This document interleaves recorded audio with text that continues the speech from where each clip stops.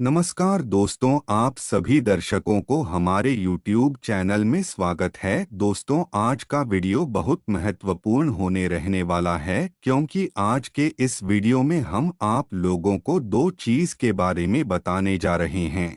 दोस्तों, पहला, भूलकर भी नहीं करना चाहिए। इन चीज़ों का दान माना जाता है धन के लिए अशुभ के बारे में बताने जा रहे हैं।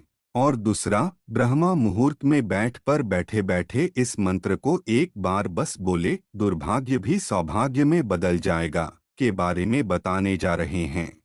दोस्तों, वीडियो शुरू करने से पहले आप सभी दर्शकों से एक छोटी सी ऋतु व्यस्त करना चाहेंगे। अगर आप चैनल पर पहली बार आए हैं और इसी तरह रोजाना तंत्र मंत्र और उपाय से संबंधित जानकारी प्राप्त करना चाहते हैं तो अभी हमारे चैनल को सब्सक्राइब कर लीजिए, जिससे आपको प्रतिदिन इसी तरह की जानकारी अपडेट मिलती रहेंगी।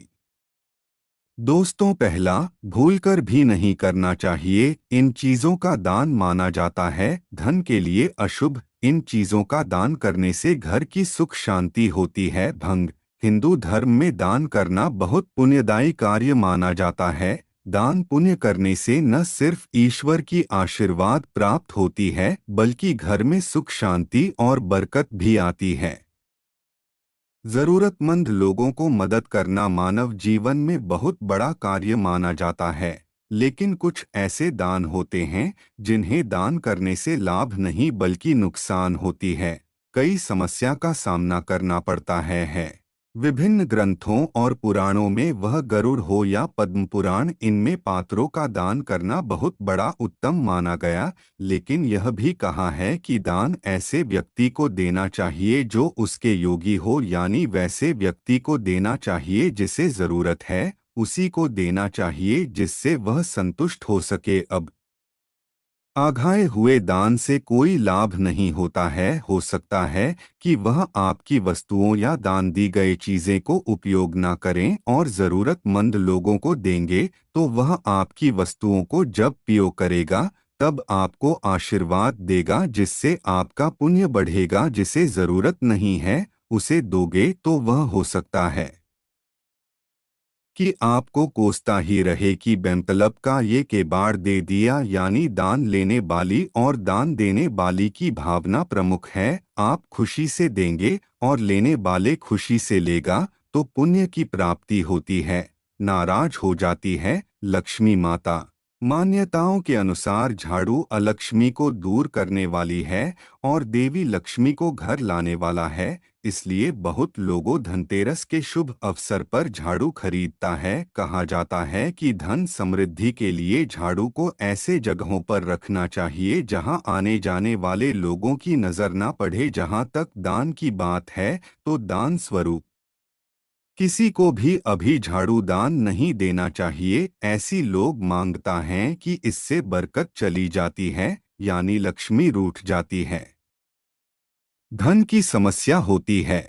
जिन लोगों की कुंडली में गुरु सप्तम स्थान में है वो नवीन वस्त्रों का दान स्वयं अपने हाथों से नहीं देना चाहिए। इसे लाल किताबों में बताया गया है कि नवीन वस्त्रों के साथ सुख भी प्रवाहित हो जाती है। वैसे जरूरतमंद लोगों को अपने हाथों से दान देना अच्छा माना जाता है। इससे शनि का अशुभ प्रभाव दूर होता है। कहते हैं कि शरीर निरोग होता है। कुछ लोग तो इसी मान्यता के आधार पर अपने पहने हुए वस्त्र को दान करते हैं। इसे टोटके पर भी आजमाया जाता है। ऐसा भोजन दान देने वाले अशुभ परिणाम पाते हैं। भूखे को दान देना उत्तम माना गया है। धर्म ग्रंथों में कहा गया है कि अन्य दान से बड़ा कोई दान नहीं है। इसे देवता अति प्रसन्न होते हैं। लेकिन कुछ लोग भूखे इस लोक के सामने रामस्वरूप बासी और अनुरुचिकर भोजन रख देते हैं। ऐसे दान करना पूर्ण नहीं, पाप को बढ़ाता है। ऐसे लोग को घर देवी लक्ष्मी अधिक समय तक नहीं रहती है, क्योंकि यह भूखे व्यक्ति और देवी अन्नपूर्णा का भी अपमान माना गया है। नरक से मुक्ति के लिए शास्त्रों में बताए गए हैं। यह उपाय धार्मिक पुस्तकों का दान भी तब आपको बढ़ाता है। गीता में बताया गया है कि ऐसे व्यक्ति को गीता का ज्ञान मत दो जिसके इसमें आरुषि हो या सुनने की इच्छा ना रखता है। इस प्रकार धार्मिक पुस्तकों का दान भी ऐसे लोग को नहीं देना चाहिए जिनकी धर्म में रुचि ना हो। नास्तिक व्यक्ति को ऐसे पुस्तक का दान देंगे तो वह उससे ज्ञान लेने की वजह आप मानपूर्वक कहीं रख देगा। इससे पुण्य की वजह पाप बढ़ेगा। इसलिए धर्म और उन्नति की कामना रखने वाले को धार्मिक पुस्तकों का दान किसी धार्मिक व्यक्ति को ही देना चाहिए। इसके अलावा सुख समृद्धि चाहने वाले को नुकीली चीजें का निदान करने से बचना चाहिए, ऐसे मान्यता करती है। और दोस्तों दूसरा, ब्रह्मा मुहूर्त में बैठे बैठे इस मंत्र को एक बार बस बोले, दुर्भाग्य भी सौभाग्य में बदल जाएगा।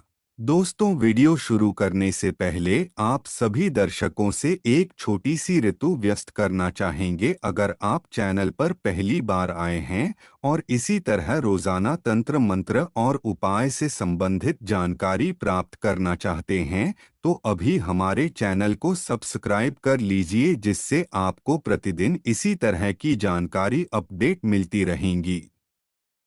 दोस्तों ब्रह्मा मुहूर्त में बैठे बैठे इस मंत्र को एक बार बस बोले, दुर्भाग्य भी सौभाग्य में बदल जाएगा। दोस्तों आज के इस वीडियो में ब्रह्मा मुहूर्त में उठने के पश्चात बोले जाने वाले एक ऐसे शक्तिशाली मंत्र के बारे में आपको बताने जा रहे हैं जिसे एक बार ही ब्रह्मा मुहूर्त में उठने के पश्चात आपको बोलना है। कितना भी बड़ा दुर्भाग्य क्यों न हो दोस्तों, वह तुरंत ही सौभाग्य में बदल जाएगा। जीवन में सुख ही सुख होगा। ब्रह्मा मुहूर्त का जो समय होता है उसे सर्वश्रेष्ठ समय माना जाता है। इसलिए आपको पूरी कोशिश करनी चाहिए कि यह जो ब्रह्मा मुहूर्त तक का समय होता है उसमें आप उठने का प्रयास करें।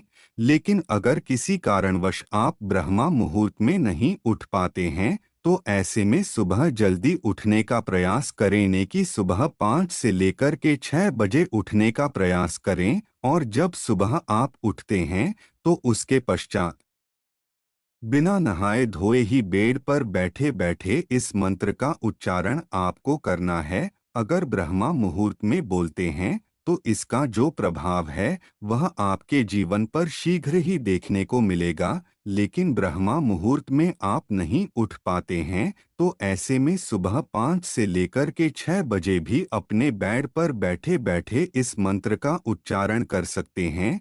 दोस्तों 24 घंटे में ब्रह्मा मुहूर्त का समय बहुत ही बढ़िया माना जाता है, इसलिए यह शीघ्र लाभ प्रदायक समय होता है। आपको बता दें, ब्रह्मा मुहूर्त का समय सुबह 3 बजे से लेकर के सुबह 5 बजे के बीच का समय होता है। यदि आप इस समय उस करके इस मंत्र का जाप करते हैं तो यकीन मानिए दोस्तों आपका जीवन पूरी तरह से बदल जाएगा। जब भी सुबह आंख खुले तो आंख खुलते ही अपने बेड पर आपको यह मंत्र बोलना है, चाहे आप स्त्री हो या फिर पुरुष, आप कोई भी हो।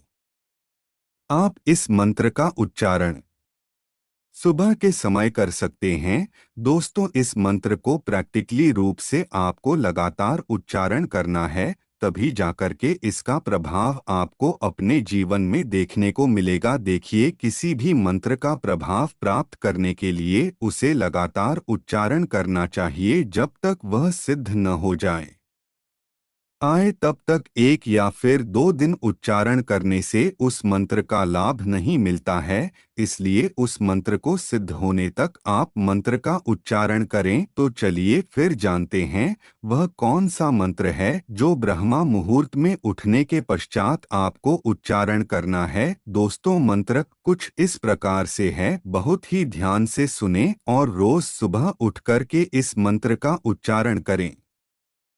ब्रह्मा मुरारी त्रिपुरा अंत कार्य भानु शशि भूमि तो बुध गुरु शुक्र शनि राहु के तब सर्वे ग्रह शांति राज भवन। तो इस मंत्र का अर्थ कुछ इस प्रकार है, ब्रह्मा विष्णु और भगवान भोलेनाथ के साथ सूर्य चंद्रमा भूमि सूद की मंगल बुध गुरु शुक्र, शनि, राहु और केतु सभी ग्रहों की शांति करें। दोस्तों, यह नवग्रह को शांत करने का मंत्र है। यदि आपकी जीवन में किसी भी प्रकार का कोई ग्रह दोष है या फिर किसी ग्रह के कारण आप अपने जीवन में समस्याओं से परेशान हैं, तो ऐसे में इस मंत्र का उच्चारण सुबह के समय ब्रह्मा मुहूर्त के समय करते हैं तो यकीन मानिए आपकी सभी प्रकार की समस्या खत्म हो जाएगी और ग्रहों का अनुकूल प्रभाव आपको अपने जीवन में देखने को मिलेगा। इस मंत्र के उच्चारण से सभी देवी देवताओं के साथ 9 ग्रहों की विशेष कृपा दृष्टि प्राप्त होती है